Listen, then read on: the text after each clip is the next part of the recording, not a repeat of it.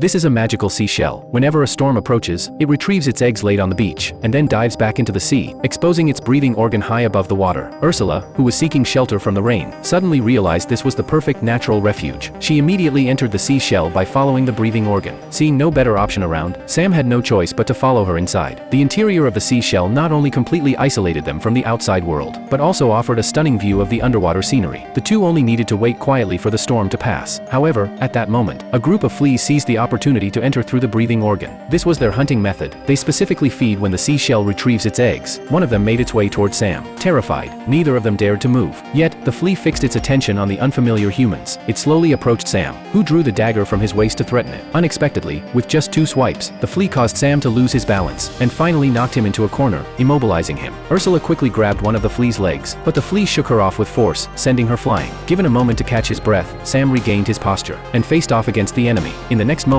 a life-and-death struggle ensued. Unfortunately, Sam's dagger got stuck in the flea's shell, and he was violently slammed again. Just as he attempted to counterattack, the flea suddenly emitted a powerful sound wave, shattering his eardrums and rendering him unconscious and defenseless. The flea approached Sam, and began slowly sucking his blood. At that moment, Ursula regained consciousness. With great difficulty, she climbed onto the flea's shell, and tried to pull out the dagger. Unexpectedly, the dagger was deeply embedded. As she wobbled and exerted force, she managed to flip the flea over. These creatures are like cockroaches. Once turned upside down, they struggle to right themselves. Seizing the opportunity, Ursula ended its life. The two had finally escaped death. After the storm passed, the seashell once again delivered its eggs to the beach, and the troublesome flea was spat out.